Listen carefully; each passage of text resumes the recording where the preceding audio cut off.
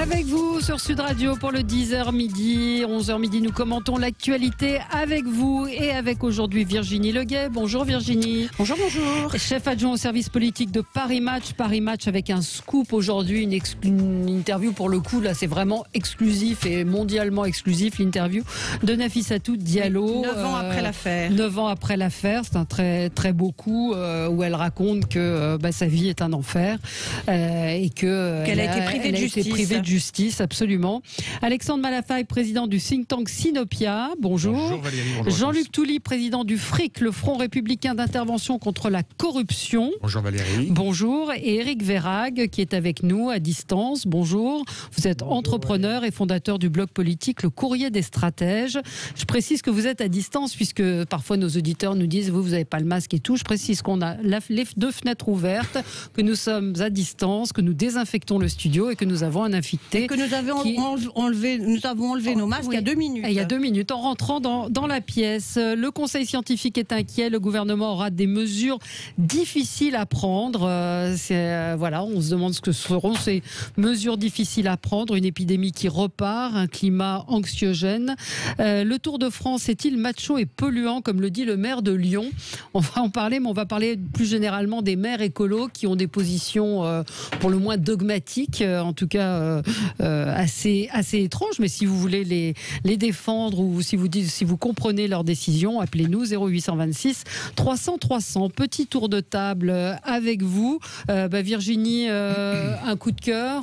Oui, une fois n'est pas coutume pour un personnage qu'en général je n'aime pas beaucoup, mais qui est Bernard Tapie. Mais j'ai beaucoup apprécié son intervention lundi, je crois, devant la conférence des avocats du barreau de Paris. Est-ce que vous voulez qu'on l'écoute? Oui, avec grand plaisir. On a cet extrait. Oui. Contrairement à ce qu'on dit, le moral, etc., vos cellules cancéreuses s'en foutent. Elles ont un ennemi, c'est votre énergie. Car c'est l'énergie qui donne la puissance à votre système immunitaire. Et comment on trouve l'énergie? En bougeant, en se remuant. Et si vous êtes au lit du matin au soir, en vous disant « je ne peux pas me lever », vous êtes mort. Voilà. Intervention extrêmement émouvante d'un Bernard Tapie. Non seulement courageuse, parce qu'il se bat depuis des années contre un cancer de l'estomac et de l'œsophage. Non seulement courageuse, mais j'ai eu l'occasion de l'observer et de le vivre dans mon entourage très proche, parfaitement exact. Il arrive assez fréquemment que les pronostics de vie, parce que malgré tout c'est de ça dont il s'agit, des médecins soient totalement déjoués par l'énergie vitale, la force et l'engagement du malade face à la maladie, et ça peut lui permettre de gagner beaucoup de temps. Et j'ai beaucoup aimé, alors il a dit parfois des choses vraiment que j'ai combattues, que j'ai trouvé très absurdes, mais ça j'ai trouvé ça extrêmement juste, extrêmement courageux et extrêmement encourageant pour ceux qui sont eux-mêmes frappés de cette maladie et qui se disent ah ben c'est foutu, je peux rien faire. Si c'est pas vrai, on peut faire, on peut se battre et on peut gagner beaucoup de temps parfois. Je pense que c'est quelque chose qui vous parle, Éric Verhaeghe. Malheureusement, oui. Oui. Non, mais dans le sens où vous dites que effectivement tout ce qui est, puisque vous êtes également, vous avez lancé un site qui s'appelle Cosmico et qui vante justement beaucoup l'hygiène de vie. Et, je pense qu'en revanche, ce que dit Bernard Tapie, et je rebondirai sur les propos qu'on a tenus la semaine dernière sur votre antenne, sur ce sujet avec Georges Fenech. Moi, je crois que il faut quand même faire confiance quand on a un cancer à la médecine allopathique, parce que c'est vrai qu'il y a des choses qui ne peuvent pas être combattues par la seule énergie. Et donc, je pense en effet qu'il est important que les gens se battent contre le cancer. Moi, j'ai une très proche qui est parvenue à sortir d'une unité de soins palliatifs parce qu'elle avait l'énergie pour sortir de l'unité de soins palliatifs en étant vivante. Donc, ce sont des choses qui arrivent, mais il faut avoir conscience que dans tous les cas, le cancer, alors Bernard Tapie a qui plus est des cancers qui sont des mauvais cancers, dont le pronostic de survie est généralement assez faible. Et il faut quand même faire confiance aux médicaments et ne pas se dire que l'énergie va permettre de lutter. Pardonnez-moi, mais c'était pas du tout mon propos. Ce n'était pas du tout mon propos. Il est bien évidemment évidemment acquis que les protocoles qui sont proposés par les médecins sont des protocoles qui sont indispensables au traitement du dit cancer. Pour autant, ça ne suffit pas. Et puis ne pas culpabiliser des gens qui se sentent faibles, qui se disent merde, moi j'ai pas l'énergie, etc. Je pense qu'il faut justement dire que le mental est fort et ne pas se laisser décourager, même si c'est pas toujours facile. C'était juste mon angle. Voilà. Il dit qu'il ne faut pas baisser les bras. Oui, il ne faut pas baisser les bras face à l'adversité dans toutes les circonstances. Il a raison, et en effet, se présenter combatif face à une maladie qui vous met par terre, ou la laisser gagner, ou se battre, il vaut mieux se battre. Oui, absolument. Alors Eric, tiens, allez-y, vous avez un coup de cœur pour le pape.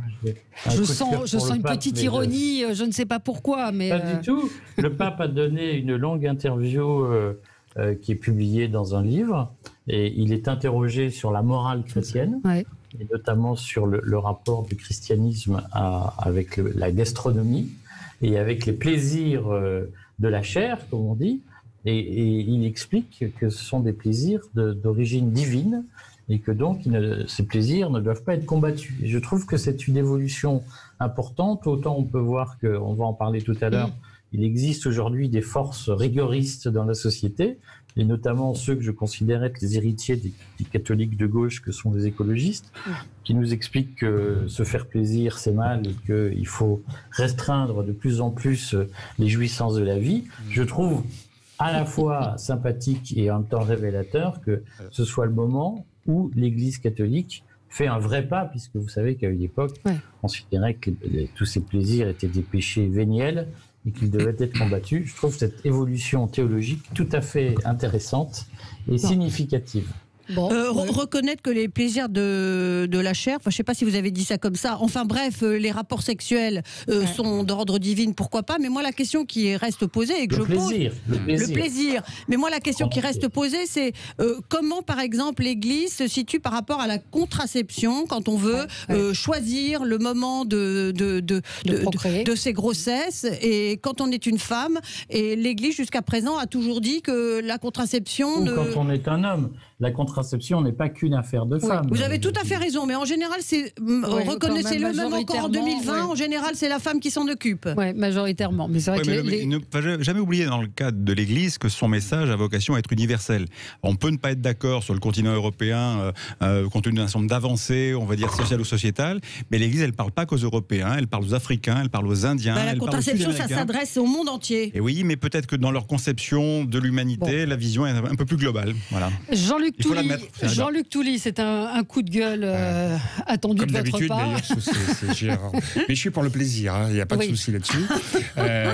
Oui, mon coup de gueule, c'est la tentative de rachat de Suez par Veolia.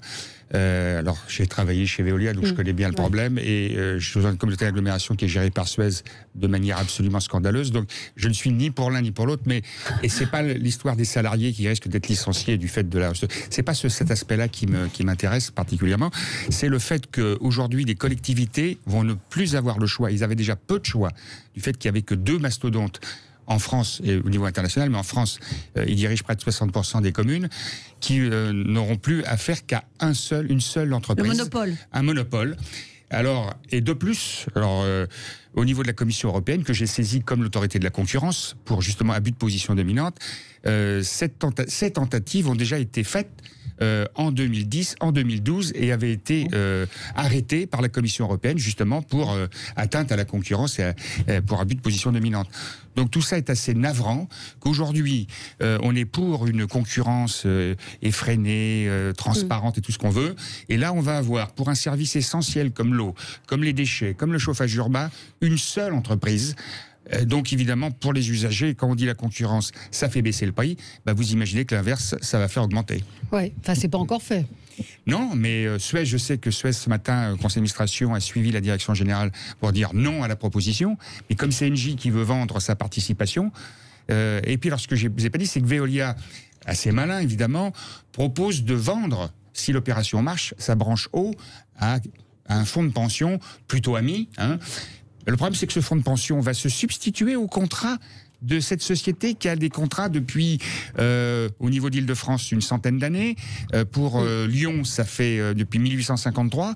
Et ça va se faire naturellement, sans appel à la concurrence. Tout ça est assez étrange que le gouvernement, et notamment son Premier ministre, voit ça d'un bon œil. Comment expliquez-vous ce revirement de position ? Est-ce qu'il y a des lobbies tellement puissants qui font que... Je sais pas, parce que c'est quand même très très étonnant. Et Suez a aussi des lobbies très puissants. Donc on va voir ce que ça va donner. Mais en tout cas, pour les usagers, et en France en particulier, c'est une très mauvaise nouvelle si l'opération se fait. Allez, on va continuer notre tour de table de ce petit... de vos coups de cœur et coups de gueule avec celui d'Alexandre Malafaille dans un instant. À tout de suite sur Sud Radio. Avec vous sur Sud Radio jusqu'à midi. Nous allons revenir sur les décisions du Conseil scientifique, ou plutôt les avis du Conseil scientifique qui se dit inquiet, et puis ces mystérieuses mesures qui vont être difficiles à prendre, qui ont été évoquées hier. Le Tour de France est-il macho? On va parler des maires écolos. Avant de vous donner la parole, Alexandre Malafaille, vous avez peut-être entendu ce matin sur Sud Radio le témoignage de cette jeune femme à Montpellier dont la maman s'est fait arracher son chien, un petit Spitz, dans la rue. J'ai lu une histoire semblable hier sur Facebook d'un petit chihuahua dans le 18e arrondissement qui a été enlevé par des individus en voiture. Donc, si vous avez des chiens, faites attention. Des petits chiens, chihuahua, spitz, bichon. Ces chiens-là ont une valeur marchande et visiblement, bien des salopards, j'ai pas d'autres mots, n'hésite pas à les arracher pour les revendre. Celle de Montpellier, la jeune femme de Montpellier, l'a retrouvée sur un marché aux puces. Je trouve qu'on vit une sale époque. Voilà. Je confirme. Voilà, Alexandre, sans aucun rapport et sans transition. Non, un coup de cœur en fait sur les juges du Conseil constitutionnel, voilà, qui ont décidé que la fameuse procédure qui consistait à d'abord être obligé de payer pour contester une amende de stationnement, cette procédure n'était plus de mise, et que désormais, lorsqu'on est victime, si je puis dire, ou en tout cas qu'on est verbalisé parce qu'on n'a pas payé son stationnement ou parce que le verbalisateur estime qu'on n'a pas payé comme il le fallait, eh bien on peut contester ça sans avoir à s'acquitter d'abord de l'amende forfaitaire. Et donc ça, c'est plutôt une très bonne nouvelle, parce que il y a eu beaucoup de dérives ces dernières années, notamment depuis qu'on a privatisé dans les grandes villes, notamment le stationnement à des boîtes privées qui font du chiffre, et qui font du chiffre de manière un peu systématique et très abusive. Moi, j'ai 2-3 expériences en l'occurrence où on se prend une amende de 50 € parce qu'on a 2 minutes de stationnement en plus. Ou là récemment, j'ai une voiture électrique, j'ai pris 2 amendes coup sur coup. Alors normalement, je dois me garer gratuitement, j'ai pris 2 amendes. Voilà, je les ai contestées. L'une a été retoquée et l'autre, on m'a dit non, vous devez payer. Maintenant, si vous voulez vraiment contester, il faut vraiment payer, aller au bout et vous verrez. Et après, si vous condamne. Donc là, c'est en cas de contestation. Exactement. On ne doit plus payer, voilà. Mais préalablement, on peut contester. Et puis ce coup de cœur que j'adresse aux juges du Conseil constitutionnel, en fait, c'est un coup de cœur que j'adresse aux juges en général, parce que je trouve que dans le contexte actuel, quelque part, il constitue le dernier rempart pour nos libertés. On voit bien à quel point nos libertés sont quand même piétinées ou en tout cas menacées. La période du confinement nous en a laissé quelques traces. Le port du masque obligatoire partout, en toutes circonstances, laisse question. Peut-être demain, les mesures dont on parlera, on va peut-être nous obliger à ne pas même plus nous réunir chez nous en petit comité. Voilà, les juges sont là et à un moment donné, ils exercent un droit de rempart qui est à mon avis nécessaire pour qu'on évite de tomber dans ce qu'on évoquait tout à l'heure, la dictature sanitaire. C'est une façon de voir les choses. Ouais. Voilà. Parce que on leur reproche beaucoup de choses aux juges également, en particulier, enfin sur la justice en particulier, sur la non-exécution des peines, sur le juge d'application qui défait ce qui a été fait. Donc, c'est vrai, mais au nom du droit de la liberté, toujours. Ouais. Non, ça me fait penser qu'il y a quelques années, enfin il n'y a pas très longtemps, le gouvernement actuel avait pris une disposition pour que les personnes qui allaient au prud'homme pour faire valoir leurs droits ou pour contester un licenciement devaient s'acquitter d'une somme de 35 €. Donc c'est un peu le même genre. C'est évidemment pour décourager. Les donc gens c'est une bonne mesure. Je m'associe absolument. C'est une bonne mesure. Un mot aussi sur le séminaire gouvernemental sur la sécurité. On a attendu, nous, toute l'après-midi, de voir ce qu'il en sortirait, et il n'en est rien sorti visiblement. Non ? J'en ai rien vu passer. Vous avez vu passer, vous, Éric Verhaeghe ? Je crois une espèce à nouveau d'utilisation de la querelle Dupond-Moretti contre Darmanin pour faire spectacle et pour occuper les esprits, mais on sait très bien que la sécurité, c'est l'angle mort de la politique de Macron, et qu'il n'est pas sécuritaire. Et sur le fond, je pense que c'est pas son sujet de rétablir l'ordre dans les quartiers, mais vous aviez raison de le dire tout à l'heure sur cette affaire de chiens volés. Je pense qu'il y a partout un sentiment d'une montée très rapide de l'insécurité, spécialement dans les quartiers difficiles. Je pense que les gens du quartier de la Goutte d'Or à Paris sont exaspérés par ce qui se passe. Et je pense que tout le monde constate que le gouvernement est sans réponse face à ces questions, à part faire du spectacle. Oui, non, mais il y a un vrai sujet. L'insécurité, c'est très vaste. Qu'est-ce qu'on met dedans? Mais je pense qu'il faut y rajouter bien sûr les incivilités. Et là, quand on rajoute les incivilités, on se rend compte à quel point c'est devenu extrêmement pénible de vivre au quotidien, notamment dans les grandes villes, mais pas que. Les cambriolages sont une réalité, et ils ne sont pas en diminution. Voilà, les petites agressions du quotidien, les vols à l'arraché, tout ça continue. Il suffit de voir ce qui se passe dans les métros aujourd'hui encore. Les déchets ménagers aussi. Absolument. Donc c'est tout ça qui contribue à un climat, à une ambiance qui est délétère de ce point de vue-là. Et l'approche de Dupond-Moretti, qui effectivement qui est un avocat, qui est lui défenseur des libertés, est intéressante du point de vue du fait qu'il veut pas qu'on utilise des termes à mauvais escient, mais en même temps il faut pas nier la réalité. Ce sentiment d'insécurité, il n'est pas simplement parce que c'est dans l'air, c'est une réalité qu'on a tous autour de nous, des gens qui ont été agressés, qui ont eu des problèmes. Si je peux rajouter une petite chose qui moi personnellement m'exaspère, vous parliez tout à l'heure de la bonne utilisation des mots. Moi il me semble que sous le terme incivilité se cache une quantité de choses extrêmement différentes qui peut passer de la chose la plus véniale à la chose quasiment la plus grave, et que c'est une façon bien pratique de ranger sous une appellation finalement que personne light. Ne peut vraiment contester. Voilà, exactement, très light, des choses qui mériteraient peut-être d'autres classements et qui feraient peut-être évoluer les chiffres. Oui, absolument. Le Conseil scientifique est inquiet. Le gouvernement donc aura des mesures difficiles à prendre. L'épidémie repart. C'est un nouveau Conseil de défense qui est organisé demain, et Jean-François Delfraissy estime, donc qui est le président du Conseil scientifique, estime que le gouvernement devrait prendre des décisions difficiles d'ici 8 à 10 jours face à ce niveau inquiétant de l'épidémie du Covid. Alors pourquoi attendre 8 à 10 jours d'ailleurs? Je ne sais pas. Moi, je n'ai pas bien compris pourquoi on annonce, attention, des mesures difficiles. En tout cas, dans les EHPAD, en tout cas, moi, Jean-Luc Touly. J'en connais une, c'est ma mère qui y est, depuis 3 jours, elles sont confinées dans leur chambre. C'est-à-dire que là, c'est une véritable prison, plus de contact avec personne, on déjeune sur place. Enfin, voilà, tous les repas sont pris, il n'y a plus d'animation, il n'y a plus rien. Donc, vous pouvez aller la voir? Non. Ils ont fermé les EHPAD. Alors moi j'ai la chance qu'elle donne sur une rue, donc je lui fais signe de loin. Ah oui, mais vous pouvez plus aller la voir dans sa chambre. Ah non, c'était totalement interdit pour tout le monde. Tout ça parce qu'il y aurait 2 personnes, 2 salariés qui auraient été testés positifs. Donc par prévention, on calfeutre. Et donc si vous voulez, il n'y a plus de vie sociale, il n'y a plus de lien. Et donc ces personnes-là vont mourir beaucoup plus vite, parce que là il y a un ennui total. C'est scandaleux. Avant qu'on parle du fond peut-être de l'épidémie en elle-même, c'est la communication du gouvernement, la communication politique. C'est-à-dire, attention, on va faire quelque chose. Mais effectivement, vous avez raison, pourquoi attendre 8 jours? D'autant que M. Delfraissy, qu'on entend trop par ailleurs, j'y reviendrai, dit qu'il faudrait prendre des décisions tout de suite, parce que le temps que les décisions soient prises et qu'elles soient mises en œuvre, il y a un effet d'inertie de 3 semaines, compte tenu du fait que il y a tout le processus de circulation du virus et de contamination éventuelle. Voilà. Mais pour le reste, la communication gouvernementale depuis le départ sur cette épidémie, elle est très chaotique. On a eu tout et son contraire. La question des masques en est une illustration parfaite. Mais ce que je voudrais surtout dire, c'est que je pense qu'à un moment donné, que la communication politique en temps de crise soit compliquée, c'est une réalité. On ne peut pas non plus les accabler, systématiquement et tout le temps. À un moment donné, ils pilotent un truc qui est totalement nouveau. En revanche, je pense que le Conseil scientifique ferait mieux de fermer sa gueule. Très clair.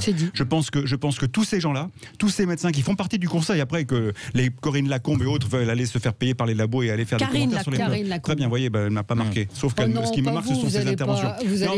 Moi, je la trouve plutôt sympathique, Karine Lacombe. Elle se fait payer par les labos, elle défend des positions par ailleurs. Mais ça veut dire quoi, se faire payer par les labos? Non, attendez. Ça veut dire quoi, se faire payer par les labos? Mais dans quel à un moment donné, on ne peut pas être jugé parti. Non, mais je ne vais pas défendre les labos. Mais ce que je veux dire, c'est que quand on dit qu'ils sont payés par les labos, il faut savoir que, écoutez-moi, que par exemple en matière d'Alzheimer, les gens qui travaillent sur la maladie, quand on travaille en épidémiologie, on a besoin d'être en contact avec ces laboratoires. Quand on est payé par Gilead et qu'on s'oppose au professeur Raoult, c'est forcément suspicieux. Oui, mais Gilead, ça ne marche pas non plus. Non, mais attendez, il faut à un moment donné choisir son camp, et quand on est lié à une partie... Le professeur Raoult, lui, était payé par Sanofi. Écoutez, je crois que Raoult, et quand on voit Sanofi vend un médicament à 50 €, Gilead propose un médicament à $2 300.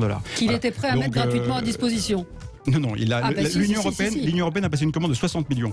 Pardon, excusez-moi, c'est pas gratuit 60 millions. Mais qui était ils n'ont pas passé une commande d'un médicament qui n'est pas efficace. Mais moi, ce que je dis, que ces médecins qui sont payés, qui écument les plateaux télé, en se demandant ce qu'ils font à côté, me posent un problème. Vous pouvez pas jeter le discrédit comme ça sur les médecins. Je le jette parce qu'ils ont dit trop de conneries, pendant cette crise, et quand aujourd'hui des médecins et quand j'entends le professeur Delfrécy qui passe son temps maintenant à effectivement semer le chaud et le froid, à donner effectivement son avis, je pense qu'il devrait donner son avis dans le cercle restreint du comité scientifique aux gens qui nous gouvernent, qui après en feront un usage politique, mais qu'à un moment donné, ils peuvent pas se mettre entre les deux et passer leur temps à semer la peur, parce que c'est vrai, sème la peur, crée le doute dans l'esprit des Français. On est en train d'installer le principe de peur sociale de l'autre contre deux femmes. On est en train d'installer. Et on a Eric qui est là. On est en train d'installer le principe de peur sociale de l'autre, et vous verrez qu'il va en rester des traces extrêmement profondes pendant des années et des années. Alors, on se retrouve et on continue ce débat auquel vous êtes évidemment invités à participer. 0826 300 300 sur Sud Radio. À tout de suite. Le sujet est hautement inflammable. Nous parlons évidemment de l'hydroxychloroquine, le conseil scientifique qui annonce des mesures difficiles qui vont être difficiles à prendre vers des reconfinements. Est-ce qu'il faut des mesures plus contraignantes? Alexandre Malafaille nous disait que ces mesures, en tout cas toutes celles qui ont été prises jusqu'à maintenant, et ce climat laisserait des traces. Mais tiens, on va prendre notre ami Éric Verhaeghe qui est à distance, donc plus compliqué, je le signale pour nos auditeurs. Oui. Éric. En fait, moi je suis partagé sur cette affaire parce que il est un fait que si dans un mois on s'apercevait que la mortalité repartait à la hausse fortement, et si le gouvernement n'avait pas réagi avant, on lui tiendrait grief de son inaction. Donc je comprends aujourd'hui que les pouvoirs publics se disent ils ne nous pardonneront rien si on n'applique pas le principe de précaution. Alors, ce faisant, je crois qu'il y a aujourd'hui, en tout cas je vais le présenter comme ça, une part de l'opinion publique qui est assez importante et qui considère, qui est convaincue, qui est vraiment intimement persuadée que le gouvernement aujourd'hui utilise la peur du coronavirus pour faire des expérimentations sociales, c'est-à-dire voir jusqu'où on peut aller dans la restriction des libertés dans une société démocratique sans que les gens ne réagissent. Mais à quelle fin? D'installer une dictature? Ça serait contre-productif pour lui qui voudrait qu'il y ait une reprise économique massive avec des gens qui retournent travailler. On ne peut pas utiliser la peur sociale. Moi, j'aimerais que vous poursuiviez votre pensée. C'est-à-dire, le gouvernement veut restreindre à terme nos libertés et fait des tests. Il peut y avoir... moi, je me fais l'écho de ce que je vois partout sur les réseaux sociaux. Je pense que c'est une erreur. Vous êtes quelqu'un d'intelligent, Éric. Comment? Mais à quelle fin? Non, je suis convaincu. Il y a beaucoup de folie qui circule sur les réseaux sociaux. À quelle fin le gouvernement voudrait réduire nos libertés? Je connais un peu, je vous pose la question naïvement. Le principe de l'État, Valérie, c'est de restreindre les libertés. C'est malheureusement, l'histoire le montre, tout État est fondé sur une restriction des libertés. Ou une protection des libertés. Une régulation. Est-ce que la protection est le faux-nez de la restriction? Moi, je pense en effet qu'aujourd'hui, nous vivons dans un système où la protection est mise en avant pour étouffer. On le voit notamment dans le domaine de la protection sociale. C'est un libéral qui parle, je ne peux pas vous dire autre chose. Maintenant, il est évident que le gouvernement a très probablement peur des réactions sociales qui vont s'enchaîner. De ce climat explosif, de ce climat d'insécurité qui existe. On sent bien que la société française est tendue. Et je note qu'en Allemagne, nous n'avons pas les mêmes mesures, on ne voit pas les mêmes mesures aussi coercitives en Allemagne. On ne les voit pas aux Pays-Bas, on ne les voit pas au Danemark. Donc c'est une spécificité des pays d'Europe du Sud aujourd'hui que, d'une façon ou d'une autre, d'instaurer un climat où les libertés sont fortement restreintes. Moi, je suis convaincu qu'en France, il y a une vraie peur aujourd'hui du pouvoir vis-à-vis d'une réaction populaire et que donc, finalement, c'est plutôt accommodant de pouvoir justifier de mesures très attentatoires aux libertés. Mais lesquelles, par exemple? Prenez des exemples concrets. Quelles sont les mesures qui ont été prises pour restreindre nos libertés? Alors, par exemple, ça n'est pas encore obligatoire, ça l'est pratiquement en Allemagne pour le coup, c'est l'obligation de se déclarer quand on va dans un café. Mais c'est pas le cas en France. C'est pas le cas en France. Pour l'instant, ce n'est pas obligatoire. Donc, mais rien ne vous dit que dans les mesures très difficiles, on ne vous explique pas que quand vous allez au café, maintenant, vous devez dire qui vous êtes, votre numéro de téléphone, montrer éventuellement vos papiers d'identité et dire avec qui vous allez au café. Si vous ne trouvez pas que c'est une mesure... Mais ce n'est pas le cas. On peut toujours tout imaginer, mais ce n'est pas le cas aujourd'hui. Alors, aujourd'hui, lorsque vous avez un soupçon de cluster, vous avez quand même une remontée de avec qui vous étiez, etc. Et les cas contacts, oui, bien sûr. Vous avez aujourd'hui une loi qui a été passée, qui a été adoptée cet été, sur l'état d'urgence sanitaire, qui autorise les agents de la sécurité sociale, pour aller vite, ou les agents des ARS, à vérifier ce qu'il y a dans votre vie privée. C'est un glissement qui est attentatoire aux libertés. À vérifier qui vous avez vu au cas où vous seriez contaminé, donc qui vous auriez pu contaminer. Il me semble que là, c'est vraiment un principe de bon sens. Écoutez, moi j'entends la justification qui est donnée sanitaire. J'alerte juste sur le fait que, bien entendu, on nous explique, pour votre protection, eh bien, on prend des mesures qui sont, d'une façon ou d'une autre, des mesures de réorganisation autoritaire de la société. Alors, moi, je vous trouve drôlement influencé par les réseaux sociaux. Je vous ai connu beaucoup plus raisonnable. Je suis très étonnée de ce revirement, de cette inflammation. Est-ce que vous avez perdu le goût, Virginie, un procès d'intention. Et moi, j'ai connu plein de gens qui parlaient comme vous dans les années 30 et ça a justifié Vichy. Oh là là, tout de suite, ça y est, point Goldwyn. C'est bien ce que je dis, vous êtes très très enflammé, c'est bien ce que je dis. Un auditeur nous dit... Pour la liberté, oui. Voilà, je suis un libéral, je suis un citoyen. Un auditeur nous dit c'est pour créer un climat d'angoisse afin de masquer la crise sociale qui va arriver. Stéphane lui nous dit vous êtes crétin ou quoi? Si tout le monde suivait les précautions, ce serait déjà fini, on serait tranquille. Le bien non, les abiotiques qui créent la liberté, on va en avoir pendant 2 ans. Et vous évoquiez l'Allemagne, etc. Peut-être qu'il y a des pays où c'est mieux respecté qu'en France. Oui, je crois qu'il faudrait... la vision de loin est toujours compliquée. Je crois qu'il faudrait vraiment rentrer dans le détail de ce qui se passe dans les pays. Nous, on voit ce qui se passe chez nous. On n'a pas une vision précise de la situation. Voilà, on sait que, par exemple... C'est vous qui avez donné l'exemple de l'Allemagne, des Pays-Bas et autres. Non, c'est Eric Verhaeghe.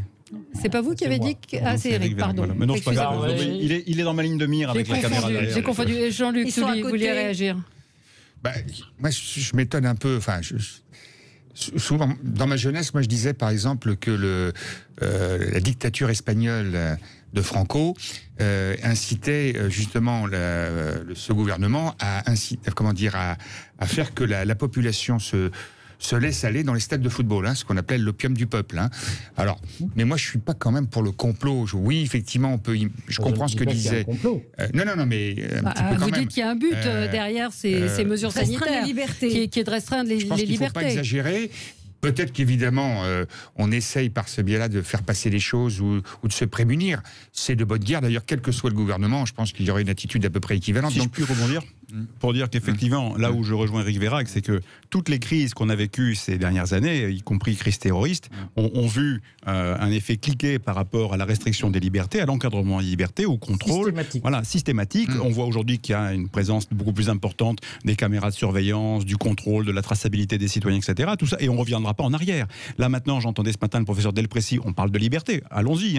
Il était sur une radio concurrente qui s'appelle en l'occurrence RTL, et il a, si je puis dire, il a baissé il a dévoilé sa pensée sur l'enjeu du masque, et il est favorable, c'est la première fois qu'on l'entend dire ça, il est favorable au port du masque éternel. C'est-à-dire que lui, il pense qu'en effet, le masque restera comme une espèce d'acquis sanitaire. Voilà, au moins il le dit, au moins c'est clair, on sait contre quoi on se bat. La question, c'est est-ce il a un peu nuancé son propos en disant que tant que cette épidémie serait là, mais qu'il y en aurait d'autres derrière, et que le masque allait effectivement faire partie de notre quotidien. Il n'a pas dit par rapport à des épidémies, il a dit qu'il resterait comme un acquis sanitaire. Mais en quoi ça restreint votre liberté? Enfin, je veux dire, en quoi c'est dans ce processus de restreindre la liberté? D'abord, j'aimerais, puisqu'on parle de cette question-là, qu'il y ait un débat démocratique sur le sujet, d'accord? Parce que pour l'instant, il n'y a pas de débat démocratique. On est en train d'encadrer ma liberté à moi, en me disant vous allez porter le masque demain partout, tout le temps, toutes circonstances. Ça, si c'est ça, moi je quitte la France. Ce ne sera sans doute pas ça. Ce n'est toujours pas le cas non plus. Là, on est vraiment dans des procès. Vous savez, je voudrais terminer mon propos. Non, mais ne dites pas de choses inexactes. C'est pas ce qu'on vous demande. À Paris, c'est ça. Voilà. Donc, sauf chez moi. Dans une zone très infectée. Oui, non, mais mais d'accord. Bon, moi, je ne suis pas d'accord avec cette vision-là des choses. Je pense qu'en plus, ça devient presque contre-productif. On pourrait y revenir, mais c'est une autre histoire. Moi, je pense qu'aujourd'hui, si on doit demain réfléchir à ça, il faut un débat démocratique. Peut-être qu'on devrait faire comme en Asie, quand les gens sont malades, qu'ils ont une grippe, un rhume, etc. Oui, porter un masque. Peut-être que dans certaines circonstances exceptionnelles, saturation de métro, voilà. Mais si c'est demain un mode de vie permanent et qu'il faut se conformer au modèle asiatique, personnellement, j'ai pas envie de vivre comme ça. Et j'aimerais bien qu'il y ait un débat par rapport à ça, qu'on me l'impose pas en disant c'est comme ça, circuler et rien à voir. Moi, je voudrais deuxièmement, je voudrais juste terminer pour dire que si on continue comme ça, on va peut-être pas mourir du Covid, ou pas grand monde va mourir du Covid, mais on va mourir de faim. Parce que au train où on est en train d'assister au crash de l'économie, c'était comme un accident de voiture au ralenti, et on ne voit pas ce qui va se passer. Si on continue comme ça, mais dans 6 mois, on ne sera pas mort du Covid, mais on ne va plus rien faire. Mais donc, quel est l'intérêt du gouvernement de mettre l'économie par terre pour rien? Éric Vérac, c'est qu'en fait, ils sont partagés entre deux stratégies, sauf qu'ils ont peur qu'on leur reproche demain et qu'on leur fasse un procès, voire qu'on les emmène au tribunal. Donc, ils prennent beaucoup de mesures. Malheureusement, ça va se payer extrêmement cher. Je voudrais poser une question à Éric, malgré le fait qu'il a été très peu aimable à mon endroit. Moi, je vais rester très aimable avec lui. Mais je voulais lui demander. Réciproquement. Je voulais vous demander, est-ce que vous ne croyez pas que l'usage quotidien que vous faites de votre ordinateur, de votre téléphone, de votre carte bleue, de tout ce dont vous vous servez toute la journée, de votre GPS, tout ça fait que vous êtes déjà extrêmement fiché, extrêmement surveillé. Alors, jetez tous vos objets, continuez à écrire avec un crayon, ne téléphonez plus, ne vous servez plus de votre carte bleue. Là, peut-être vous serez un peu isolé, mais vous êtes déjà l'objet de multiples sources d'informations quotidiennes. Vous savez, hier, on a fait une émission. C'est pas une question que vous me posez, c'est je veux dire, qu'est-ce que vous en pensez? Qu'est-ce que vous en pensez? Vous pensez que vous vivez de façon très libre, ou vous savez que vous êtes déjà extrêmement fiché dans de très nombreux domaines de la vie quotidienne? Je sais que depuis 2015, dans la foulée de l'attentat contre Charlie Hebdo, dans les 3 semaines qui ont suivi l'attentat de Charlie Hebdo, en effet, le gouvernement a fait adopter une loi qui autorise en substance la police à fouiller dans n'importe quel ordinateur sans en référer à un juge. Donc ça, et ordinateur, téléphone portable. Ça n'a suscité à l'époque, en effet, que très peu de récriminations, puisque c'était pour éviter un nouvel attentat. Pardonnez-moi, mon cher Eric, c'était pas du tout ma question. Moi, je vous parlais de l'usage banal, quotidien. Oui, soyez gentil de répondre à la question que je vous pose, ou alors vous dites ce que vous voulez, mais c'était pas ma question. Peut-être que vous devriez écouter ce que je dis. Non, mais je redis que je sais que je suis espionné depuis 2015, mais pas que depuis 2015. Pas que depuis 2015. C'est pour ça que vous vous cachez, cher Eric. Pas depuis 2015. Depuis des années. C'est pas forcément l'État, ce sont les GAFA, ce sont... Que ce soit 2015 ou autre. Non, mais depuis plus longtemps. Mais jusqu'ici, on ne m'obligeait pas. D'abord, j'avais encore un peu le droit d'utiliser de l'argent liquide pour faire des dépenses. On l'aura bientôt plus, c'est-à-dire qu'on ne pourra plus aller prendre un café sans avoir un traçage électronique de il est allé dans tel café tel jour, avec qui était-il? On va reprendre la bande vidéo. Jusqu'ici, on pouvait le faire. Maintenant, on ne pourra plus le faire. C'est-à-dire que quoi, on va vers la fin de l'argent liquide, c'est ça? Oui, on est en train de supprimer en France l'argent liquide. Non, là, il parle de la fidélité. Et toute opération financière sera tracée. Elle l'est déjà. Depuis des années, elle est tracée. Quand vous allez prendre un café, personne ne sait que le billet que vous avez donné, c'est vous qui l'avez donné, et il n'y a pas une remontée traçable de l'information pour dire tiens, il est allé prendre un café à tel endroit. La suppression complète du cash au nom du coronavirus, au nom de le billet transmet le virus. Vous pouvez aller chercher de l'argent à votre tirette de carte bleue, de l'argent liquide. Eh bien, je vous assure, Virginie, que c'est limité à 300 €. Déjà, vous pouvez aller prendre des petits cafés avec 300 €. C'est pas trop, c'est 300 € en liquide. Toutes les semaines. 300 € toutes les semaines, ça fait 1200 € par mois. Vous pouvez en faire des choses en liquide. Allez, on se retrouve dans un instant. On aura Steve, qui attend depuis un petit moment pour s'exprimer. À tout de suite. Avec vous sur Sud Radio, on n'aura pas vraiment le temps d'aborder notre autre sujet. On a Steve en ligne avec nous. Bonjour Steve. Est-ce que Steve est là ? On a perdu Steve. C'est dommage qu'on l'ait perdu parce qu'on avait annoncé qu'on l'aurait. Donc c'est dommage qu'on ait perdu Steve. Je sais pas, on continue. Vous voulez qu'on continue à parler? Moi, je vous conseille la lecture d'un livre qui s'appelle Le syndrome de la dictature. C'est le romancier égyptien Alaa El Aswany. J'ai lu ça cet été. C'est paru chez Actes Sud et c'est absolument passionnant parce qu'il exprime exactement les ferments de ce qu'est la dictature. Comment, dans chaque pays où il y a eu des dictatures, cette dictature est venue. Et ce que c'est qu'une dictature. Donc, quand quand on emploie le mot dictature, moi je trouve qu'on en est un peu loin, mais peut-être suis-je complètement... Comme le mot fasciste, souvent. Oui, comme le mot fasciste. Fasciste et dictature. Lisez ce livre, Le syndrome de la dictature. Vous allez voir que c'est pas exactement la même chose. Steve est revenu. Bonjour Steve. Oui, bonjour. Bonjour. J'arrive dans un bon débat. Donc j'ai vu qu'il y avait 2 contre 2. Ouais. Et vous êtes où alors? Bien vu. Alors je vais me mettre du côté des garçons, même si j'ai rien contre les filles absolument. Ouais. Non, en fait ce que je vois de mes petits yeux, c'est une peur et en fait les gens font des séparations entre eux naturellement par rapport à ce qui se passe, par rapport au masque, par rapport au traitement. Et je trouve que c'est dommage dans un pays comme l'on est de vivre et de subir ça pour nous et surtout pour les enfants. Je trouve qu'il y a une atteinte qui est très grosse envers les enfants, notamment au niveau de l'école. Un enfant qui est suspicion de Covid va être écarté de l'école, va attendre de faire des tests. Pendant ce temps, d'autres enfants et d'autres parents vont les regarder avec des yeux comme s'ils c'était des parias. Et je trouve ça très triste. Et également, ce que je trouve encore plus dommageable, c'est qu'il n'y a qu'un courant de pensée. C'est-à-dire que le gouvernement va donner une directive et ne va pas forcément écouter ce qui se passe à côté. Et il y a beaucoup de personnes à côté qui pensent comme nous les garçons aujourd'hui. Et c'est ce qui est dommage, c'est qu'en fait, on n'écoute pas le reste. C'est qu'il y a des scientifiques, mais pas que M. Raoult, qui disent que le traitement à l'hydroxychloroquine fonctionne, parce que c'est prouvé dans beaucoup de pays. Pas vraiment. Et encore une contradiction, on peut chez généraliste se faire prescrire l'hydroxychloroquine, mais on ne peut pas le retirer en pharmacie parce qu'on n'a pas un traitement de longue durée. Et ça, je trouve très grave qu'on ne puisse pas avoir la liberté de se soigner, en fait. C'est ça qui est... Ouais. Alors, Alex, merci de votre appel, Steve. Avec plaisir.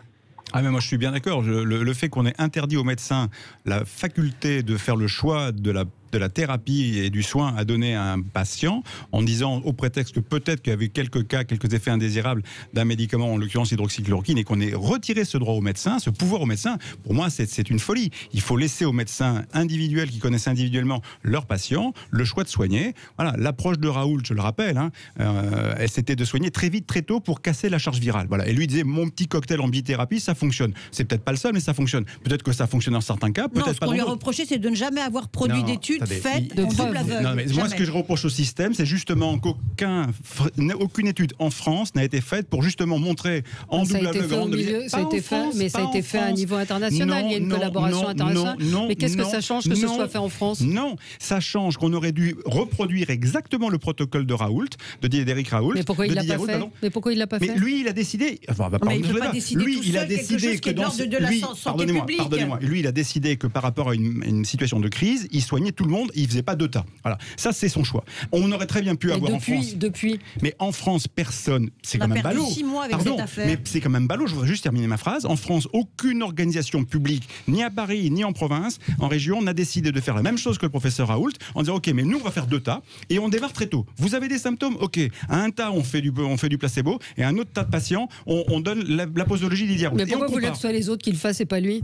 Écoutez, lui, il a fait un choix, il l'a assumé. Mais pourquoi est-ce que d'autres ne l'ont pas fait? Pourquoi est-ce que justement, la France, le crime de l'autorité publique, c'est de ne pas le crime de. Lui, il dit j'ai une solution, prenez-la. Et les autres disent non, votre solution n'est pas, vous ne l'avez pas bien mise en œuvre. Et pourquoi on la teste pas? Lui, il présente ses résultats. Mais parce qu'il n'y croit pas. Lui, il présente ses résultats. C'est à vous de prouver que ce que vous faites est bon. Mais comment ça? Mais ça, c'est votre point de vue. Mais non, c'est le point de vue de la communauté médicale. C'est votre point de vue, Virginie. C'est votre point de vue. Non, allez, je voudrais quand même qu'on dise quelques mots sur les maires Europe Écologie Les Verts d'une manière générale, et plus particulièrement le maire Europe Écologie de Lyon, Grégory Doucet, qui juge que le Tour de France est machiste et polluant. Il regrette qu'il n'y ait pas de version féminine de la grande boucle. Il demande à ce qu'on réfléchisse à l'empreinte écologique.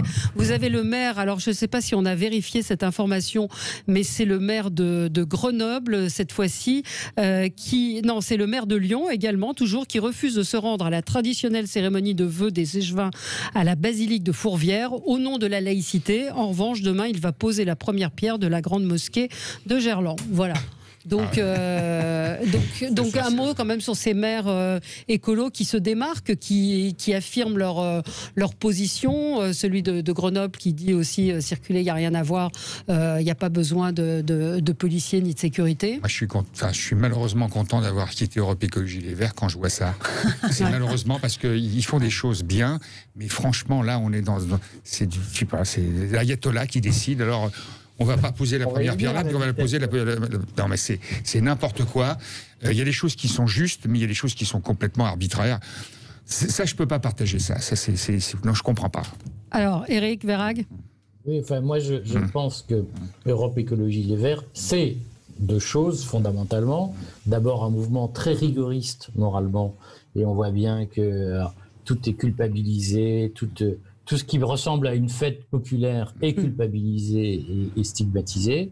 Et il y a, me semble-t-il, très profondément chez Europe Écologie Les Verts, un mépris social pour la culture du Gaulois réfractaire. C'est-à-dire que le Tour de France, bah oui, on sait que ça touche une population qui n'est pas celle qui fait du vélo dans les rues de Lyon, c'est un autre vélo, et c'est une autre conception du vélo. Et je pense qu'on va très vite s'apercevoir qu'en réalité, les maires écologistes sont porteurs d'une réaction bourgeoise face à tout ce qui était la mixité sociale dans les villes. On va expliquer aux gens qu'ils ne doivent plus quitter leur banlieue parce que ça pollue, qu'on leur interdit les fêtes sportives populaires, collectives, parce que c'est pas bien et ça pollue et ça rend malade. Et petit à petit, tout ce qui est la culture populaire française est en train d'être cloué au pilori par Europe Écologie Les Verts. Oui. Moi, je voulais simplement faire une observation. Il me semble que ces maires dont vous dites qu'ils sont Europe Écologie Les Verts, ils sont souvent portés par des coalitions extrêmement diverses avec des forces politiques qui ne sont pas que Europe Écologie Les Verts. Je pense à la maire de Marseille, sur sa liste. Et d'ailleurs, la maire de Marseille n'appartenait plus à Europe Écologie Les Verts lorsqu'elle s'est présentée au premier tour. Mais sur sa liste, il y avait des gens de la France Insoumise, il y avait des anciens du Parti communiste, du Parti socialiste.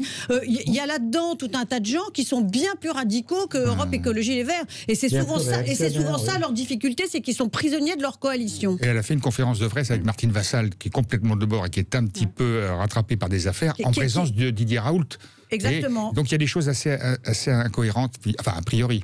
Oui, en tout cas, ça révèle qu'on a vraiment affaire à une nouvelle génération d'élus qui sont très très légers sur le plan, on va dire, de la construction politique, de la pensée politique. On est dans l'espèce de dogmatisme. Oui, mais mélangé avec de la démagogie, du populisme, voilà, on est dans l'air du temps, on balance des trucs, des mots dont on ne mesure pas la portée. Dire du Tour de France qu'il est macho et qu'il est polluant, oui, on peut, dans ces cas-là, on n'a qu'à faire un Tour de France mixte, on peut être des hommes, des femmes. On n'a qu'à faire toutes les compétitions sportives, on mélange tout le monde. On n'a qu'à nier la réalité qu'il y a quand même des différences entre les hommes et les femmes, ne serait-ce que physiques. Voilà, on n'a qu'à dire pourquoi les forces spéciales dans les armées ne sont pas composées à 50% d'hommes et de femmes. Il y a des réalités qui font que c'est comme ça. Voilà, donc que le soit macho, oui, c'est un sport. Voilà, on peut faire un tour féminin, mais pourquoi pas? Et je crois qu'il y en a déjà. Polluant, bien sûr que c'est polluant. Il y a des voitures, il y a des caravanes, mais enfin, là aussi, dans ces cas-là, si au nom de la pollution on arrête tout, arrêtons tout. Effectivement, il y a quelque chose qui est pas pragmatique, sauf que ça entretient un espèce encore de courant de remise en cause de tout. Et franchement, déjà que le monde a perdu toute forme d'insouciance, que ces gens-là nous rajoutent du stress en nous faisant culpabiliser de nos rares petits bouts de plaisir qui restent, ils mériteraient effectivement d'aller faire autre chose. Surtout, ils disent beaucoup de bêtises. Merci à vous, merci à tous les quatre. On se retrouve demain pour d'autres infos et dans un instant, c'est André Berkoff qui sera avec vous.